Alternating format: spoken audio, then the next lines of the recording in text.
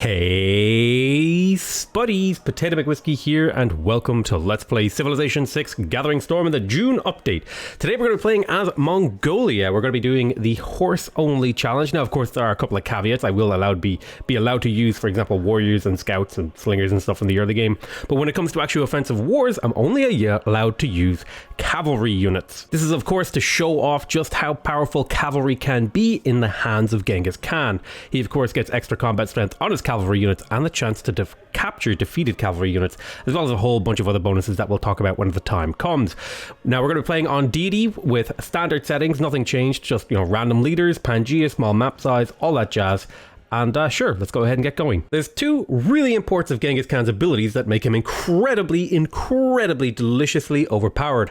And that is the +3 combat strength and chance to capture defeated enemy cavalry class units, and the +2 bonus, which means that he gets double combat strength from diplomatic visibility bonuses, and he can get trading posts, which also give him diplomatic visibility with a trade route immediately. We'll be making great use of both of these in this game. Taking a look at our starting location, I think this is pretty acceptable. We have a Plains hill to settle on, as well as a mining resource, which is pretty important because if we have a nearby neighbor, we'll be able to put a mine on that resource and quickly get the boost for the wheel and start spamming out heavy chariots to quickly kill a close neighbor. Now, if we don't have a close neighbor, I'm probably going to be doing a little bit more expanding and stuff like that. But before we can make any decisions like that, we're going to go ahead and have to settle our city. Bada bing, bada boom, and there it is. Excellent. Now I'm going to go ahead and work the sheep because I like to grow first before I do anything like that. And we will go ahead and grab ourselves a scout so that we can explore and see what the world has to offer us. Excellent. Looks like we found our very first tribal village as well as our very first city-state.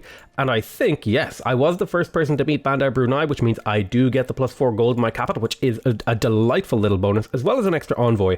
I could send that to Bandar Brunei, but I'm going to go ahead and hold on to that in case I run into another city-state, and I grab myself a second scout. I'm going to go ahead and grab a second warrior in order to be able to defend myself, and then we'll look into getting some settlers to be able to settle more cities and stuff like that and get an idea. I'm not seeing any loyalty pressure or any cities around here, so I have a feeling that we might be a little bit isolated, so I don't think we'll be rushing the wheel, but if I do find somebody nearby, we will be rushing the wheel and killing them with chariots. We also managed to run into Jerusalem first, which means we get extra faith, which means we're going to be able to get ourselves a pantheon without having to plug in the God King card, which is a big advantage because that means we can work a lot more production by using the urban planning card. That's very nice, very delicious, and we're off to a great start already.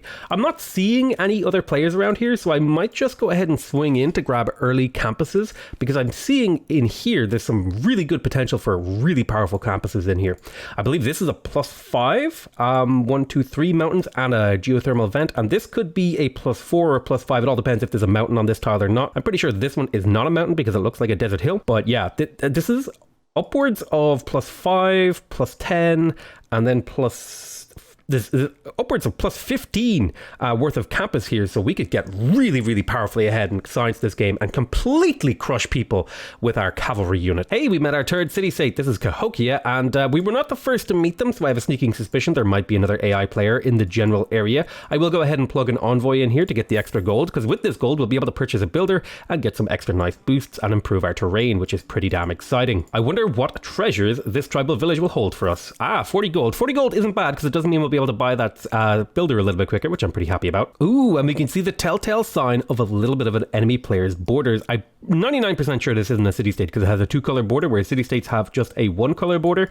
I'm curious who it could be. It could maybe be Egypt by the coloration. I'm not entirely sure yet. We're going to plug in discipline and urban planning so that we can produce more stuff and fight barbarians better. Not quite Cleopatra, but John Curtin is a perfidious opponent because he tends to get really far ahead in terms of science and culture, as well as being a difficult opponent to attack, especially early when unit production costs are really low, because when you attack him for 10 turns he gets a 100% production bonus, which means he can crank out units, which makes him quite a difficult foe in the early game.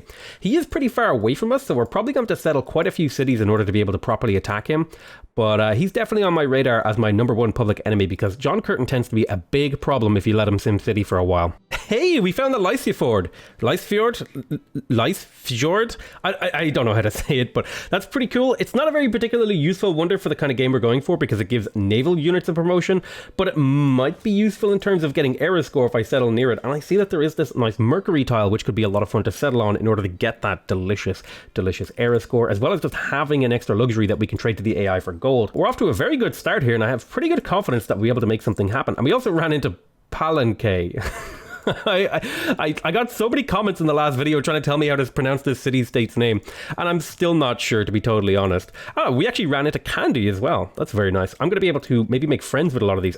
Oh, we were not the first to meet Candy. But hopefully if we get to a few more envoys, we'll be able to make friends with these guys and pull in a few extra resources. Using all this delicious gold that we got from the mercantile city-states, I believe they're called, we managed to get ourselves a builder here, and we're going to go ahead and see if we can improve these copper mine resources, because they're going to be a great source of production and gold in the early game. In fact, we have a really good gold start here.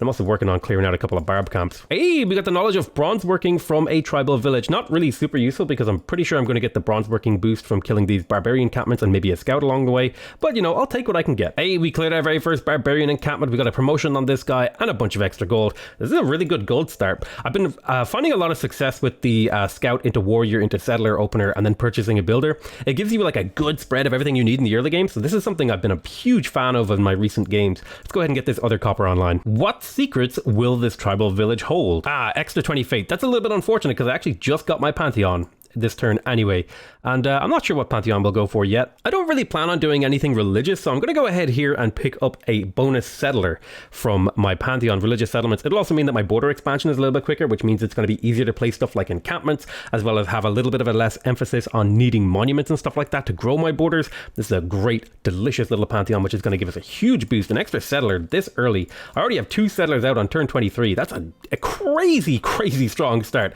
This may be one of the best starts I've ever had.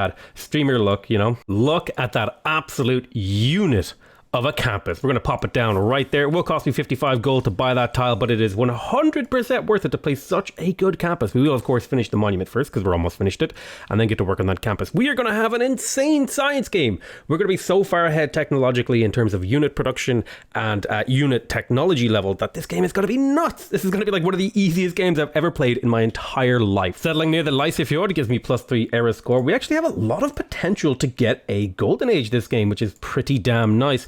I really hope that I can pull that off, because that can be really powerful to getting your game kickstarted. I might even be able to purchase a settler if I get a monumentality golden age, which would be superb. Let's go ahead and settle right next to this volcano. It can be a bit of a dangerous thing to do, but I think it's worth it, because if I position a city here and a city here and a city here, I should be able to get all 3 or at least 3 of these cities plus 5 campuses around this geothermal fissure, which is pretty damn incredible. I'm really excited about the prospect of that, and I'm kind of almost tempted, because I have so much gold income, to maybe purchase out to this tile and just immediately start a campus in here. Yeah, I think I really like that idea. Look at that. We've already got +2 or 5 2 plus 5 campuses on the go, and we're turn 31. That's like insanity, dude. Oh, this is like one of the best starts I've ever had in my life. I actually can't believe this. I've never had a game like this. I was expecting to rush chariots and murder people with the horse bonuses, but I guess the game just like handed me one of the greatest science games that it's ever handed me in like ever. Oh man, this is why I like playing Civ, because sometimes it throws a game at you that you were just totally not prepared to play. Just discovered animal husbandry, and we found horses in quite a few nice spots that I'll be able to grab up here with a few new cities. We will of course be going back to settling settlers once we have finished Karakorum's campus, but I'm really excited at the potential to maybe pull off a horseman push on Australia that could really catch them off guard and get them killed early, because the sooner that we can kill Australia the better, because again, these are kind of the Civ that gets like really dangerous if you leave them around for too long. A +3 era score campus is so nice. I also got some +2 era score from being the first settlement on North America. We're only 3 era score away from getting a golden age, and I've got like 10 turns to get it. I'm really not sure what I'll be able to pull off to do it, but I'm kind of hoping that I can. Maybe if I could get over here to clear out this barbarian encampment. Ooh, maybe I could purchase a warrior here to get this cleared out, and that would give me the era score that I need because it's in range of my city. Yes, I think that's going to work out. I think that's a really valuable use of my gold. Oh man. This is like one of the best starts I've ever been handed. What the hell is going on? This isn't the Civ that I know. Aha, we found Pachacuti the cutie. He is an absolute cutie. He looks like he's down here in the south. And yeah, like as much as I wanted to do a chariot rush, it kind of looks like this game has handed me a lot of room to expand. So I'm going to be spamming out settlers as fast as I can. We'll be picking up early empire here in a moment. We're about 1 turn away from growing to get this boost, because the +6 population is across all of your cities. And once this population grows, we'll have 2, 3, 1, which is 6 total pop. We'll go ahead and plop this card in and then start settling like a madman. Oh no, we found Scythia, the dreaded horse opponent. This is actually probably the only civ in the game that I'm really worried about that builds a big enough army to hold me off. Thankfully, they're not going to be the first person that I have to go after, and they tend to struggle a little bit in keeping up on science and culture. So I'm pretty satisfied that I should be able to win this game, at least at the current situation. Ooh, we found the Eye of the Sahara. That's a pretty neat little natural wonder. Hopefully we can make use of that later on. Although, maybe if Waman builds a Petra, that would be a really powerful Petra if you build one in here. Damn, that's incredible. That would be like 2 food, 2 production, 2 gold on that tile. Hey, we even found Buenos Aires, and we actually got the era score from meeting all these civs and doing the exploration and finding these natural wonders that we have a golden age, so we don't really need to clear this barb camp. I'm still going to do it because I invested in it. Unfortunately, a scout did appear here to make my life just that little bit more difficult, but you know, what can you do? This is just what you got to live with sometimes. Let's go ahead and plug in colonization so that we can build settlers faster. We also finished bronze working, and we found iron. Iron is going to be actually really important to get online because that's what we need to build knights, and knights are incredibly powerful if you're playing as Mongolia. We're also going to need to get up some encampments soon, as well as getting up the government plaza. I haven't quite unlocked the government plaza, but it's going to be basically the next thing that I do unlock. I might build it over here in this city, maybe set up for some adjacency and stuff like that. But yeah, I think things are off to a really healthy start. Unfortunately, though, I don't really have the health to take on this barbarian encampment right now, but I would like to clear that out. Now, getting this golden age actually presents us with a few difficult choices. So, for example, we could take Exodus of the Evangelists, because not many people are actually going for a religion this game. So we could very easily get a religion with the +4 great profit points. However, when you're going for any sort of domination game, religions can actually be detrimental, because if you don't have if a city is not following your religion, you actually get a negative penalty to loyalty, which is obviously already a big problem when you're going for a domination game. So there's no need to make your game harder for yourself. An equally good argument could be made for monumentality to get more builders, move them around easier, make them cheaper to purchase, and I do plan on purchasing more builders, but I think right here in this specific game, I think pen, brush, and voice here is going to be the best use of my abilities, because this is going to help make up for the fact that I have a very weak early game culture relative to my science. So this is going to really, really ease up on the disparity between how much science I'm going to be generating over the next short while and how much culture I'm generating, which will make it much easier to skyrocket up ahead of the AI and then beat them down from a position of strength. This cheeky little scout did try to capture my settler, but I managed to get him here in time to settle the city with no danger. It's always a bit of a hairy situation to send your scouts, your settlers, unprotected or unescorted, especially on multiplayer and Deity, but you know, it's a worthwhile thing to pull off because it means you can free up your units to do other things like clearing barbarian encampments, which has netted me a crazy amount of gold and era score so far this game. I'm already up to I want to say that I've picked up at least 15 era score from clearing barbarian encampments with just like 3 early warriors. It's so damn good. Let's go ahead and sell off our Mercury that we settled on for a little bit of extra gold. I think that's going to be a huge part of our game right here. We're already making like 20 gold per turn, and we have built 0 buildings that give us gold at this point in the game. That's like a crazy amount of gold to have. I'm very happy about that, and it's going to mean that we'll be able to purchase a lot of really useful stuff, in particular builders and things like that. Now again, you could have made the argument that I should have gone for monumentality and all that sort of jazz. That's fair, but I think this is the right choice to be able to get ahead technologically and culturally in order to beat down the AI. We picked up our very first government form. I'm going to go ahead and grab Classical Republic for now at least, and I'll plug in all the usual suspects: colonization, urban planning, and Ilkum, alongside charismatic leader. These are all the really, really nice early game SimCity policy cards that I like to use when I have lots of space like this. I'd say I could easily settle 3 more cities and then potentially up to 7 extra cities, but 3 is easy, and I might be able to squeeze in 4 more after that, but we'll see how things go. Hey, we found Mount Everest as well. Man, I'm finding all of the natural wonders. In fact, I don't think I've ever found 3 natural wonders so close to each other and so close to my starting position in a game before. This is kind of crazy, actually. This entire game has just been nuts so far. I don't know. I feel like someone at Firaxis is like screwing with me and gave me like a seed that just is nuts. The Mongol Empire is experiencing some technical difficulties in the form of barbarians. Why does this happen every game after the June update, man? Oh man, I feel like they dialed the barbarian meter up to 11. Jesus Christ. No matter how many, I went for the 2 warrior build to hopefully prevent this from happening, but I guess I'm going to have to add another warrior sooner into my build, but, oh man, I just hope they don't pillage anything. Looks like we can get a pretty good trade deal here off Pachacuti the Cutie. Looks like he'll give me 6 gold per turn for 20 horses and 4 of these. Probably not the best deal that we could pull off, but extra gold is gold, and I can always put that gold to use improving my empire. Looks like we found Rome in this game as well. Now, Rome can be quite tough to deal with because he gets a lot of bonus culture from getting the free monuments when he settles a city, but we might be able to take him out pretty easily because he doesn't tend to build a huge army like Scythia and John Curtin do. In fact, I might even go ahead and try to take out the Incas first, because they tend to be like SimCity, really hard and build lots of infrastructure, and if they build a lot of infrastructure and I kill them, I get to inherit all that infrastructure. Plus, they've also spread their religion to me, which is kind of interesting. I'm not even sure what kind of religion this is, but Confucianism could be quite useful, at least in the form of picking up some extra science from his holy sites that he's built. Oh man, and another +3 campus. That's so good, dude. We're like popping off with campuses. This would, like, if I was playing like any other Civ, I would 100% be going for a science game. But because I'm playing Mongolia, I feel like I kind of have to show off the horseman stuff. So, you know, oh man. At this point, these barbarians have been like completely running all over my empire. They haven't pillaged anything yet, but I'm going to go ahead and grab myself a horseman to maybe see if I can help clear these out, because these will be also used in our conquest later on. I probably won't attack until I have coursers, but I still have quite a few cities left to settle. I'm thinking I have right now about 7 cities, so I think I could cram in at least 2 more, and then I would consider myself kind of done from a city standpoint. And then we'll look into maybe attacking the Incas first, because they look like they have the most open terrain, which will be to our advantage using cavalry and stuff like that. I am a little bit worried about the science running away of Australia, but I think the Inca has a smaller army and they don't get any production bonuses on the defense, so they'll be a little bit easier to kill, so that's the current plan. Somehow I managed to grab the suzerainty of Cahokia. Not really sure how that happened, but I guess I'll take it. Just finished up the government plaza, and of course I'm going to go ahead and pick up the warlord's throne so that I can get an extra 20% production boost whenever I conquer a city across my entire empire, which is so absurdly good.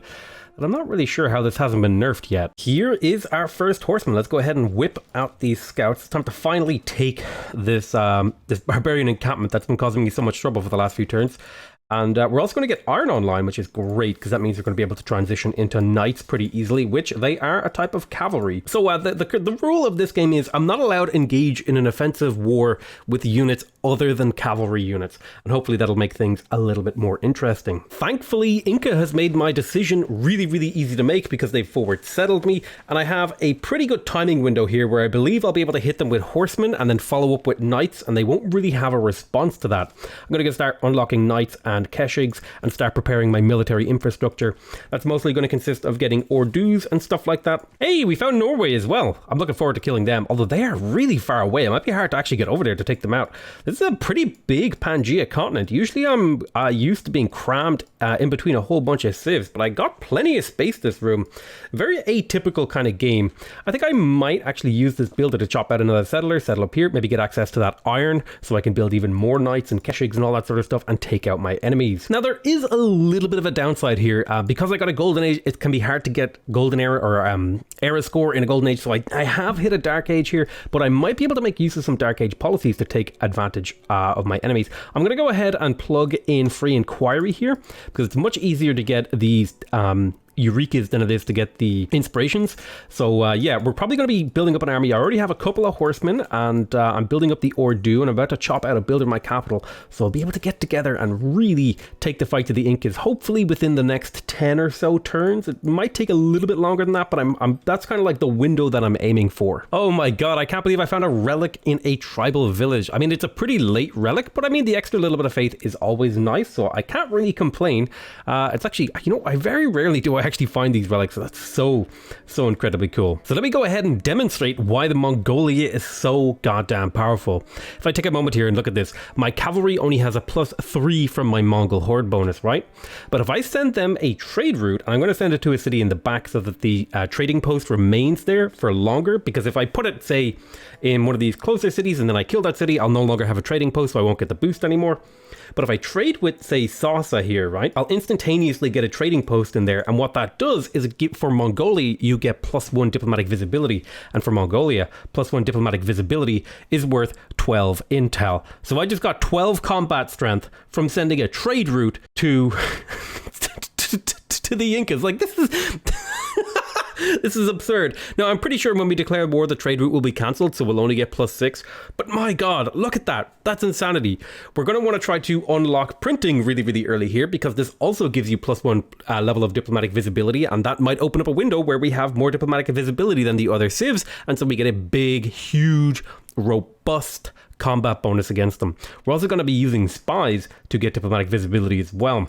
So, man, that is just crazy. Like, that's like, this is a knight now, and like, think when I actually unlock knights and I build a couple of them with my iron, like, it's gonna be crazy. It's gonna be crazy. Here's our third +5 campus district. Oh my god, man. This like area is worth like 15 science +1 plus any of the buildings I build in here. This is like an absurd amount of science, and like if you include the iron mine, it's like +17 science from just building campuses in this area and improving it. My god, I legitimately, I've never seen an area for campuses this good. Now I've seen +6 campuses, I've seen plenty of +4s, but I've never seen like 3 +5 campuses in the one spot. It's actually blowing my mind. Oh yes, it's time to start building knights and keshigs and start rolling over our enemies. Now keshigs only cost horses, so this is going to be probably the last horseman I build. I'm going to transition over to building keshigs and knights. Now I do need to unlock Divine Right, because this is where I get the +50% production towards industrial and earlier heavy cavalry and light cavalry units, because I'm pretty sure this card only applies to ancient and classical, so I won't really get a boost out of military tradition. I can't believe I picked this guy up. This is incredible. He gives 20 healing to every unit within one tile. This is like a miniature great general that has an effect that is like, oh my god, this is going to make war so much easier. I'll be able to heal my units up like at a rate that, oh my, that's crazy. That's just insanity. I've never ever got this guy. Usually the AI snaps him up and I'm just left with like the crappy great scientists. But this is like the perfect great scientist to get for a war game. The time has come to denounce PotatoMcWhiskey the cutie, because if we denounce him, we'll be able to use the formal war, which has smaller penalties with regards to grievances. And that's going to make life a little bit easier to deal with the other players. Who but Mongolia could create the Keshig, and who can possibly resist it? Exactly. We just got our first Keshig, and we've got 3 coursers and a knight with more to follow. We're building a few more along the way, and I'm pretty sure that this army should be able to roll over the Inca without too much trouble, thanks to our deliciously and delightfully overpowered horse bonuses, as well as the trade route and diplomatic visibility bonuses that we are working on improving. Again, we've almost got that printing technology. That's a very nice swordsman you have right there, Inca. It would be a shame if something were to happen to it. Yes. Unfortunately, he did manage to get a swordsman to garrison the city, which is going to make my life a little bit more difficult, but it shouldn't be too hard to bash this down with our horsemen. We've always got more to come into the wings as well. Casually taking our very first city. I'm going to have to plug in Victor here to make sure that we don't lose the loyalty, but it's going pretty well so far. I'm pretty sure once we get a little bit more progress, take on Chan Chan and Kidkara, and Willamaman will be just fine. Oh, this is perfect. We managed to capture... Oh, this is perfect. We managed to catch his crossbowman out in the open, and he'll be an easy kill for my beautiful cavalry. Looks like John Curtin has voted for a military emergency, which is a little bit of a problem considering he does have units in the area, and I'm pretty sure that PotatoMcWhiskey researched printing, which has made it so that I don't actually have a combat bonus against him anymore. The good news is we can stay at war with John Curtin now, because I don't think this counts as him getting his plus 100% production. I will have to build walls over here on some of my border cities though, just to make sure that we do not get got by him. Captured ourselves a very nice chariot who will almost certainly instantaneously die, but you know, these are the prices you pay. And the great thing is we can even fortify and heal in enemy terrain, and they can't really do anything to hurt me. I'm pretty sure I can survive anything that they could do to me. I could probably have flipped this city this turn, but this is an awful lot of units. I don't know where this army came from, but I'm pretty sure this is the majority of his army, and I'm quite glad that it's catapults, because catapults are basically useless against actual combat units. They tend to just kind of ignore them and not shoot at them, so I'm pretty happy about that fact. I'm also managing to hold the loyalty here thanks to the emergency, which is a great help, because now I don't have to actually worry about the loyalty in here while I was bringing this warrior over. We should be able to grind down their army, and we do have reinforcements coming over the next few turns, so yeah, things are looking up. Thank you so much for the free settler. Oh yes. Oh, I love it when the AI just hands you a settler on a silver platter. Oh, it's a thing of beauty. That's a very nice city you used to have, Inca. Thank you so much for your contribution to the Mongolian Empire. I am going to have to move a governor over here to keep this city from flipping in loyalty and then quickly kill another one, but so far, so good. We just finished printing and now look at how much damage we do to this city with a single courser. He does 53 combat strength against a 32 combat strength city. He almost like, that's almost like a quarter of that city's health in a single turn. Oh man, I can't wait till we actually get spies and we can start like really getting really high diplomatic visibility. You can get up to plus 12 combat strength as the Mongols with a plus 3.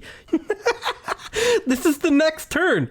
This city is just instantly dead. How is this civilization allowed to be in the game? I need an explanation, because there's no possible way that this is just normal.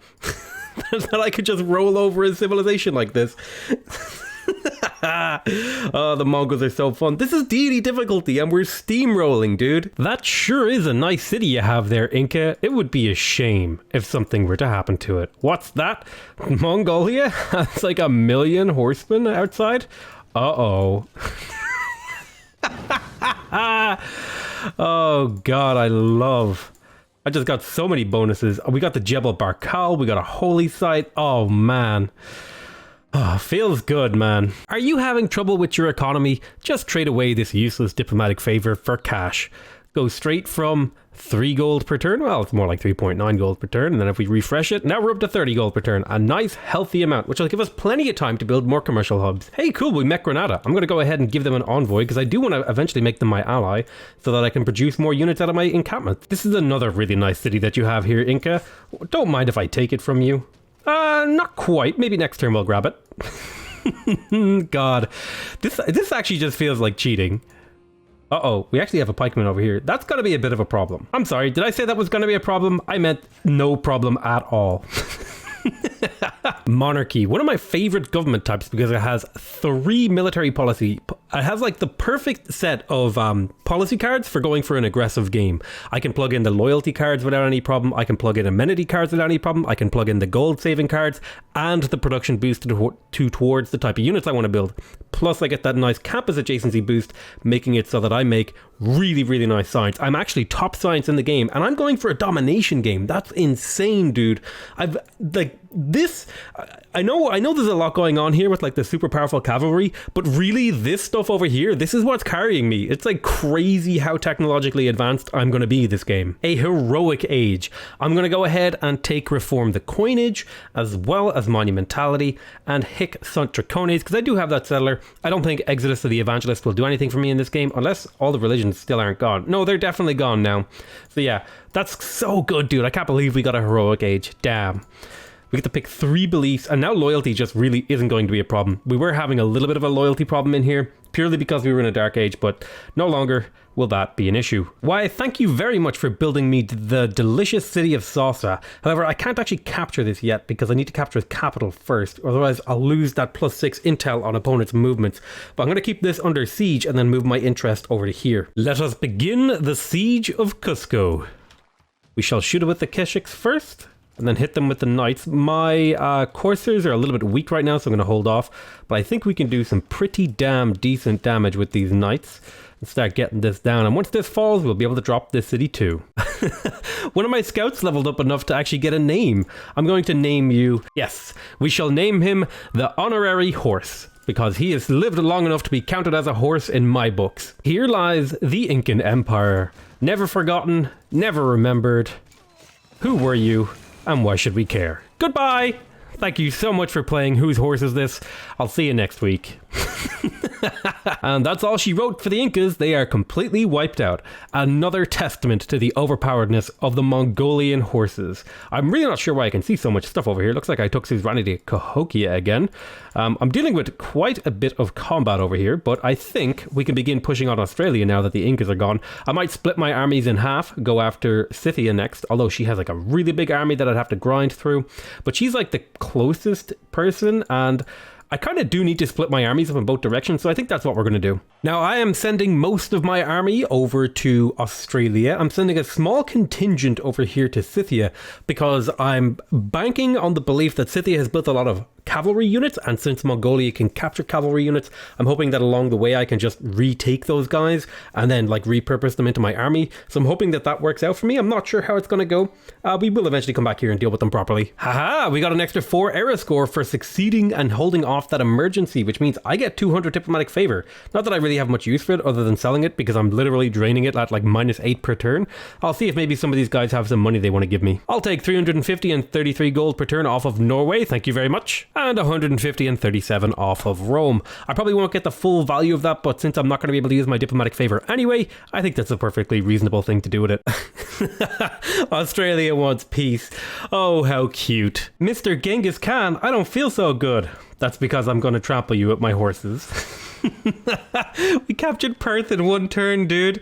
Oh, this is so broken. Time to start capturing Scythian horsemen. Thank you very, very much for the free horseman. He's probably going to kill it back, but that's fine. I expect the first few are going to die before I can really get a few on my side, but that's totally okay.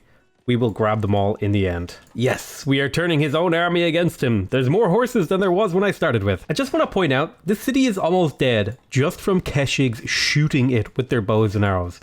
God, these units are so good. Look at that, plus 12 from intel on opponents' movements. That is the power of diplomatic visibility when you're playing the Mongols, dude. My face when I vote in favor of a military aid request that works against me. Canberra? More like cannotbera. Anyone? No? Okay, we'll work on that one. That's quite handy. We managed to grab ourselves Isaac Newton, who will not only build a university and a library in this district, which does not have a library, so that's a free library essentially. We're also going to get the free university, and universities will provide more science, which is pretty nice because I'm not too far off, if I recall correctly, actually grabbing education and being able to throw down those universities. I think at this point I'm so far ahead technologically that I think they would be a waste of resources, but it's always nice to have the option. Not sure if I can take Toowoomba this turn, but I am. Look at that, 12 extra combat strength on my Keshigs. It's basically completely eliminating the advantage that the walls give the city. I'm pretty sure I can take it this turn, and there she blows. Very nice. I am going to need to get a governor in here. I think I'll pop Magnus right in there to hold down that loyalty. But we're also making work on Sydney, which is pretty damn good. It shouldn't be long now. Oh, I get to steal a builder too. Sydney falls to the horsemen of the Mongol Empire. Bam! Thank you very much for the city of Sydney. I think I'll be able to pull Victor over here now to make sure that my loyalty isn't too much of a problem. I am managing to hold the loyalty without too much issue, so I'm pretty happy about that. We just have to finish off Brisbane, Hobart, and then Adelaide, and then finally we can march our army on over to start taking out Rome. Right now I'm trading with Rome. I'm trying to be friends with him.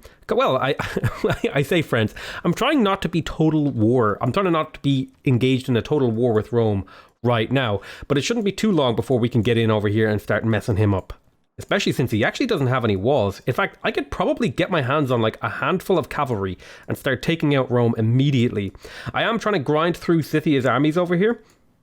That's pretty much all I'm trying to accomplish right now at this point, so that I can kind of just make my way through and cut down the number of troops they have. But yeah, I should definitely look into grabbing an army to take these guys on. Brisbane, the second to last of the Australian cities, shall fall beneath the hooves of the Mongol Empire. No, it's kind of fun to do that silly, like, announcer voice. We just got Hobart left. We're going to take that out. Although we actually technically don't even need to finish this city off. I could probably piece Australia out and then just go take out everyone else.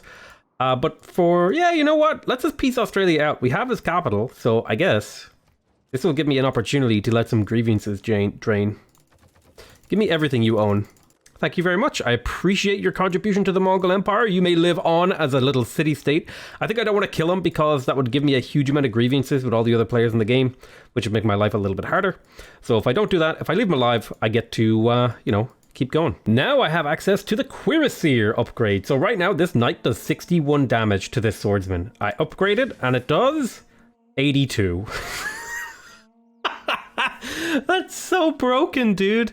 Oh my god, the Mongols are strong.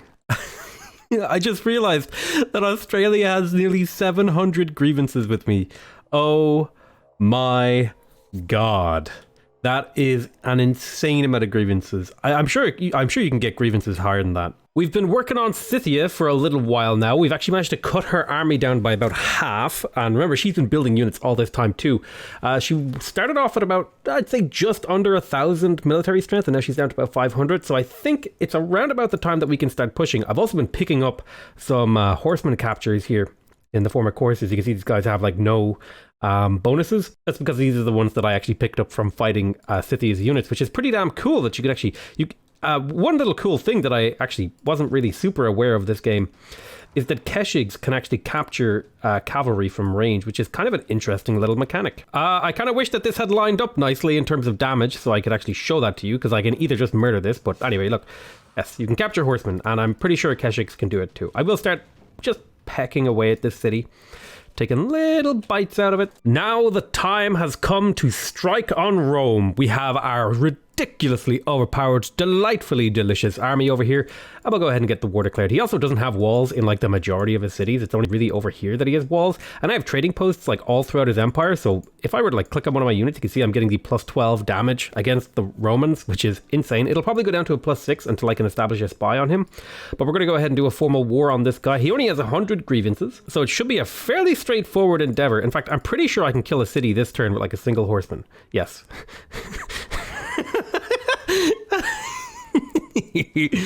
Oh man, God, this is so overpowered. One thing I'm going to be doing with my spy is to grab a listening post over here in Scythia so that I can do even more damage to them, because that will give me diplomatic visibility. And if I can get those spies leveled up, it'll be even more diplomatic visibility.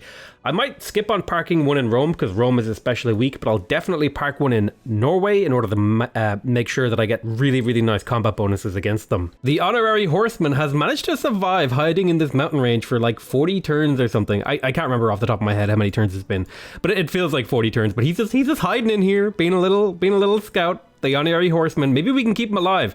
Oh, is this like quickly take Kume to save the honorary horseman? I feel like this is like a special agent rescue mission, you know? Let's see if we can pull it off. We got to get rid of that crossbowman. Oh my god, I one-shot that city. This is actually kind of silly now at this point. Like, okay, it was funny for a while, but now it's just silly. Like, really? I'm one-shotting every single city in the Roman Empire. Good golly. There's just a line of horses stretching from the city I just took of Cume all the way to Al-Malik. Al-Malik? There's just horses everywhere, man. Oh, God. No, they know about the honorary horseman. He's trying to kill him with this crossbow, but we can't let him. No, we gotta save him. Save him. We saved him. Okay, I think we saved him. We need to get him out of there. Need to keep him alive. Oh, if I upgrade him, maybe he'll have a better chance of surviving. Yes. The honorary horseman shall live to fight another day. Ooh, I actually can't one-shot this city. That's a first. I will two-shot it. Not a big deal. Bye-bye, Ravenna. Thank you very much for contributing to the Mongol Empire. I think I'll go ahead and grab Victor and stick him over in Ravenna. That works for me. I've only got a few more cities to take care of. Really, I only need Rome, like realistically. But ideally, you know, you kind of want to grab them all. It's like Pokemon, right? You got to catch them all. These poor cities. Look, one of my cavalry does 76 damage. And look at this obliteration. This is a walled city. It's supposed to be hard to take. It's like, I mean, I know it's like a really low combat strength because the AI hasn't upgraded its units. But still, this is like just absurd. How quickly I'm able to just completely rush down all the cities in Rome. Like, this is the same turn as I took Ravenna. It's like one turn after Cume and one turn after Mediolanum. This is too much. This is like unreasonably good. I don't know, man, but this, oof. All right, whatever. I feel like this could use some adjustments in the balance department. Set here, let's get here. Okay, we need to calm down with those kind of jokes. Oof. These are some dad level jokes right here. We just took another 2 cities. Rome is next. Like, I don't know. Like, is it me? Or are they just bad at the game? Come on, AI, pick it up. Come on, pick yourself up off your feet and fight me off. It's like, it's part of it. It's actually kind of just like less fun when the AI is just rolling over. Oh, man. I mean, it is, to be fair, I worked really hard to get here. And I got really, really lucky. This, like, I really want to emphasize how important these 3 campuses were for me winning the game. It's the reason why I have 200 science right now. It's the reason why I have, like, an outrageous technology lead. I'm still not top science because Australia was just, like, researching a bunch of cheap technologies.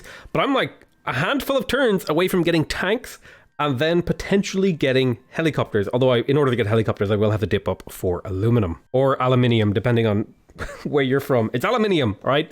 That's it, all right? I want you, if you're watching this, I want you to post in the comments which one you think it is. Is it aluminium or aluminum? It's goddamn aluminium, and you can't change my mind about it.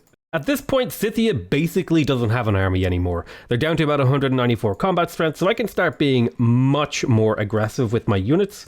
Although I will have to run into a little bit of a problem with this city having a really high amount of defense, but it'll still fall relatively quick. In fact, am I taking it this turn? Okay, we took our first Scythian city. I guess we can park Magnus in there to keep it nice and safe. We're going to go take Chertomilk and see if we can't clean out some more of these. Today, ladies and gentlemen, Rome fell beneath the hooves of the Mongol Empire. Very nice. We just have to take out a couple of more cities on our way to Norway. I was kind of hoping to get a spy up and running to send to Norway, but I'm pretty sure actually we can just take our entire armies and throw them at their respective capitals. Unless the terrain over here is like really bad, I'm pretty sure I can win in the next 5 turns just because of how broken these horses are. I was really hoping to actually get use out of these listening post things, but it's actually just so strong that I don't need it, which is kind of hilarious to me. Are you really telling me I just unlocked iron, or oil rather, or iron. I just unlocked iron 159 turns into the game, forehead. No, I just unlocked oil, and I only have 2 sources of oil. Like, 2! I have one under this holy site, and another one over here. I own like 75% of the map. Can you not give me some extra oil so I can make some tanks? What the hell, game? It's all over here and stuff. Like 0. How is there 0 oil in my empire? I mean, I guess I can get a hold of this oil pretty easily. But still, it's the principle of the matter.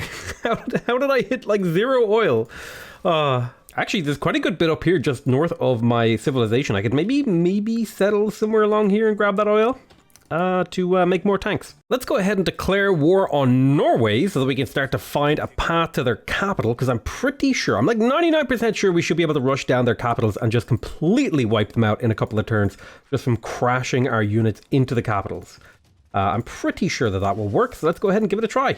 We have both the Scythian and the Norwegian capital surrounded, and we're going to start crashing our units into them to try and kill them as fast as possible. I don't care if my units die. All that matters is getting these capitals flipped and winning the game before turn like 175, because that would be a pretty damn fast domination win in my books. Will Pokrovka fall this turn? It's looking like it might actually fall. And there it goes. I'm just going to go ahead and plug a governor in there. I'll plug Liang in there and try to hold this. And then I'll see if I can. I've got a big swarm of horsemen right on their way to Nidaros. This one's going to be a bit of a more tough kill, but we are only 1 city away from winning the game. And I believe that this game is a true demonstration of just how ridiculously broken the Mongolian horse bonuses are. Like, it's kind of silly. Like, it's very, very silly. The world enters yet another golden age. Let's go ahead and grab reform the coinage so that we can keep our gold income nice and high, because once this golden age goes away, we are going to be broken out of cash. So it's going to be a little bit of a problem. We are working on Nidaros though, so it's getting there. We just need to do a little bit more damage. It's just going to take us just a bit to make sure that we take this out. I jokingly placed the pyramids earlier in one of the cities that I conquered, and I actually finished it. I can't believe I finished the pyramids. I guess I get a free builder and all my builders are better now. Incredible gameplay. We built, this is easily the fastest pyramids I've ever built in my life. Turn 167 pyramids built, guys. All right, thank you guys so much for watching. This was my guide on how to make the pyramids in 167 turns. I hope you guys enjoyed this. No, I'm just kidding. The immortal horse army of Mongolia stands at the gates of Nidaros, the last bastion that could hold the world, the tide of the horsemen back. I know, I kind of lost where I was going with that, but basically we're going to kill Norway. We can actually, now that we have nationalism, we can start combining units together. I'm not really sure if I need to do that, but it is something that I can do, which is kind of exciting and cool. I can make my units stronger. It might be something worth doing for units that are maybe less fresh. to make them stronger for when they rejoin the battle. Get the healthier units up into the fight and then combine them together, right? Kind of, I don't know, it seems like a reasonable thing to do. Oh man, look, I was so close to killing them this turn. Can you actually attack? Oh my god, you can! You can attack from the water! Yes! Throughout the ages. History is written from the hand of the victor. Beautiful. Beautiful, beautiful, beautiful. I'm so happy with how this game went. Let's actually take a moment here and just look at how many units I killed this game. Look at this graph, dude. It's like just up and all the units like being killed. In fact, I'm curious, what are units lost? Yeah, you could tell, like, you can tell when I declare war on someone by how many units they lose. That's brilliant. I'm so happy that this went exactly how I was hoping. Although, to be fair, my original plan was to rush chariots and then try to kill everyone, but that didn't really work out because I just got so much room that I expanded a bunch, and then I got these incredible campuses, which allowed me to get a crazy tech lead, and then we basically just poop smashed the entire map. And in the end, I didn't even need to really, like... like conquer Scythia. I just kind of went, I'll take this city, grind your army down, take your capital. And then Norway, I didn't even give Norway like the justice of taking their cities.